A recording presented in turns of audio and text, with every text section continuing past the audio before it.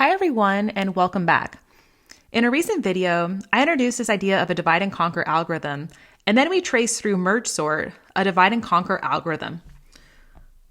Merge sort is a recursive algorithm, so we drew a recursive call tree in order to show how at each level of the recursive call tree, merge sort is going to divide the unsorted sequence in half, all the way down until the unsorted sequence is of size 1, which by definition, a sequence of size 1 is already sorted.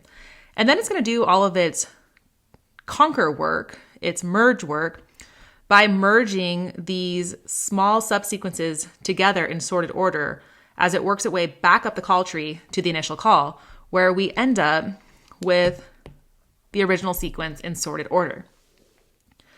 Now, in this video, we went through this in detail, and we also mentioned that merge sort does all of the sorting work after the recursive calls. Quicksort is another divide and conquer sorting algorithm that's typically implemented recursively, and it's going to do the sorting work on the way down the call tree or before the recursive calls.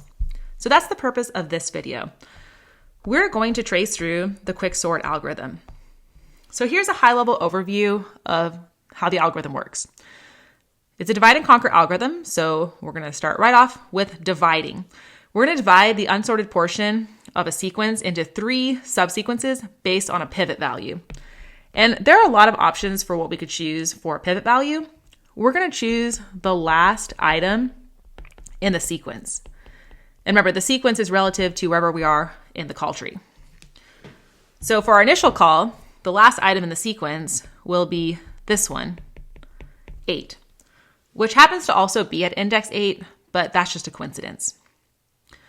Now, based on this pivot value, we're going to divide the sequence into 3 subsequences. L, this will be the name of the sequence for items that are less than the pivot value. E, this will be for items that are equal to the pivot value. If there are duplicates allowed in your sequence, then there may be multiple instances of your pivot value in E. If there's no duplicates or there's only one pivot in the sequence, then of course E will just have one item, the single pivot. And then G, this will be for items that are greater than the pivot. Then we'll see recursive calls, 1 to sort the L sequence, 1 to sort the G sequence. We don't need a recursive call for the E sequence because it will contain all same value pivot. After these recursive calls return, then all we have to do is simply concatenate the elements in L, E, and G together in that order to form the final sorted portion. Now, as we do this, we work our way back up the call tree and we'll end up at the initial call, and this will truly be all elements from the original call in sorted order. So the cool thing about Quicksort is, unlike merge sort, it's going to build the sorted portions before the recursive calls. So it's going to do the work on the way down, not the way back up. I've got the same 9 item sequence here from the last video. So let's trace through how to sort these 9 items using Quicksort. So at each step of our call tree, I'm going to simply label pivot so it's clear how we're building the L, E, and G sequences.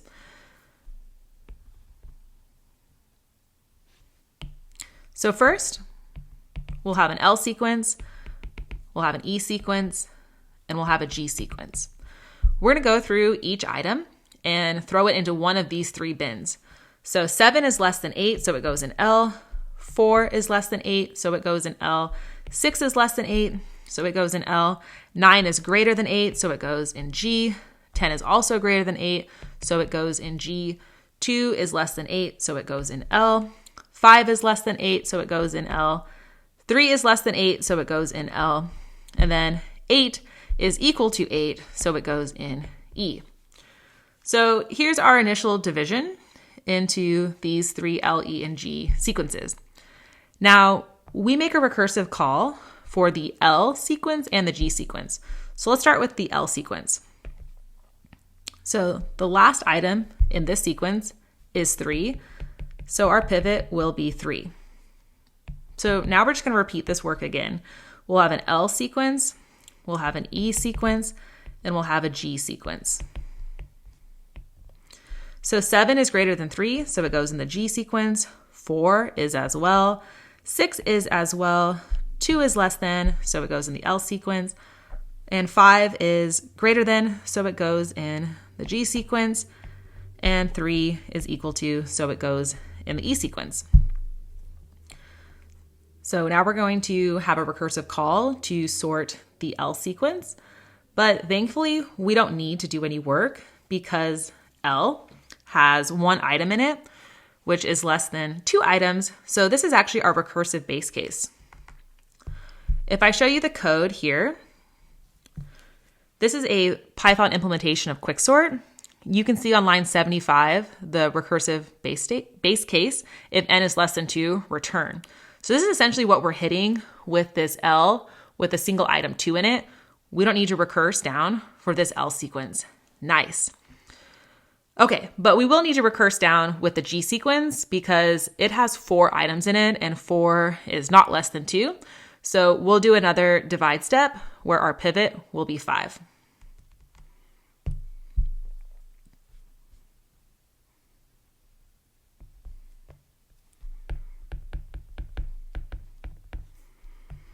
So L, E, and G.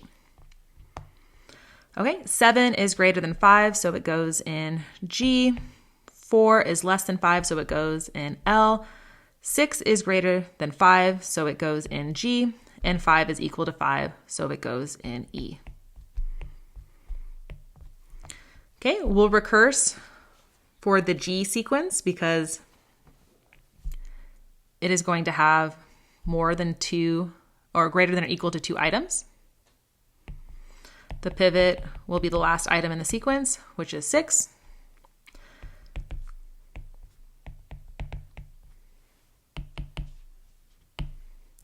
Setting up our L, E, and G sequences again. So 7 is greater than 6, so it's going to go in the G sequence. 6 is equal to 6, so it'll go in the E sequence, and then our L sequence will be empty.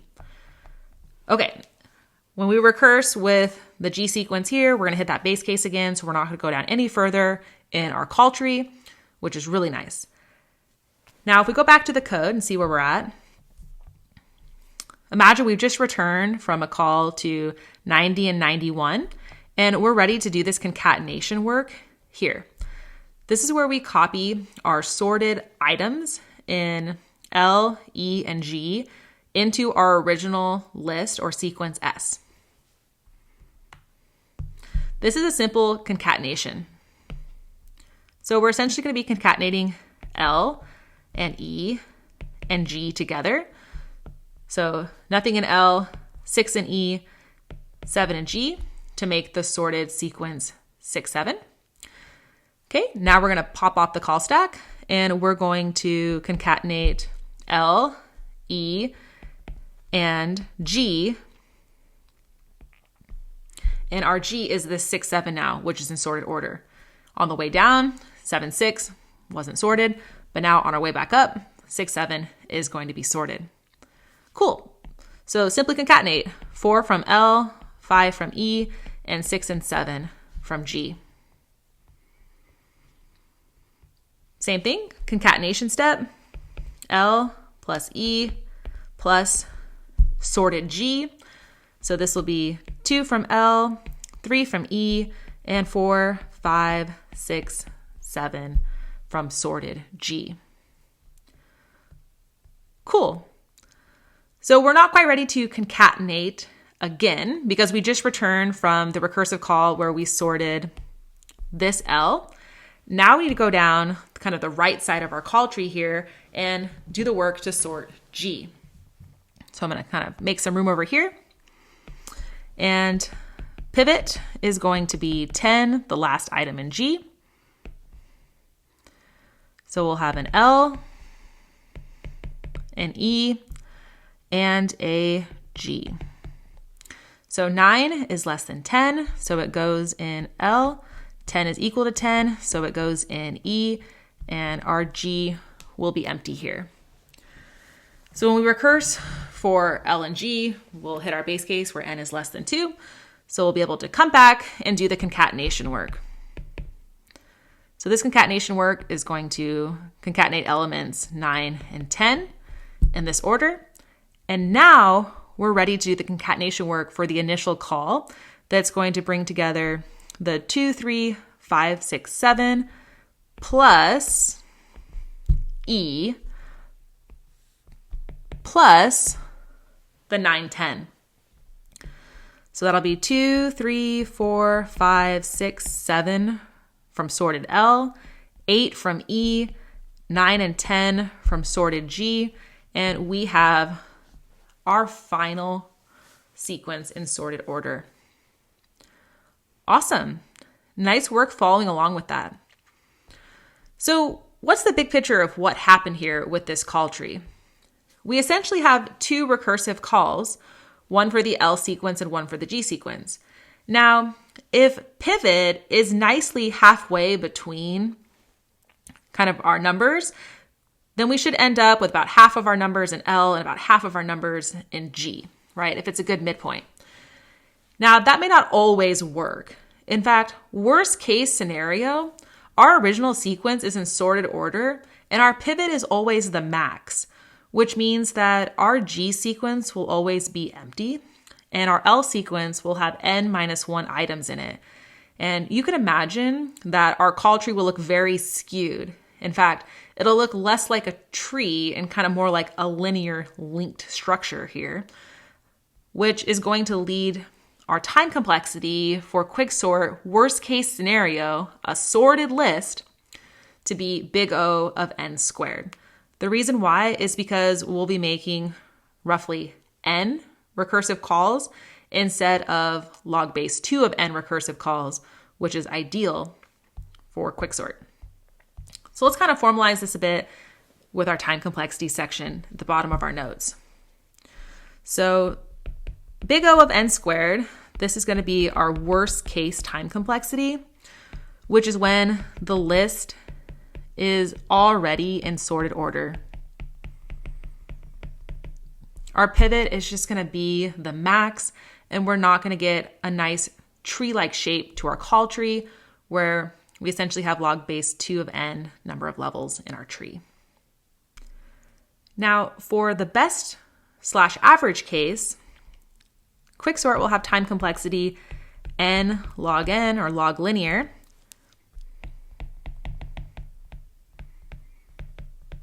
And this essentially happens when our pivot nicely divides our sequence into roughly half the items in L and roughly half the items in G.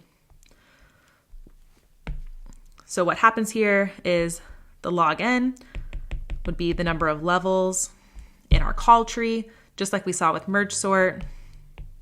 And then the n is the L, E, G division work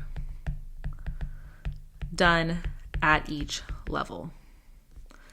In fact, if you look at the code, you'll see this work. We have a for loop on line 82.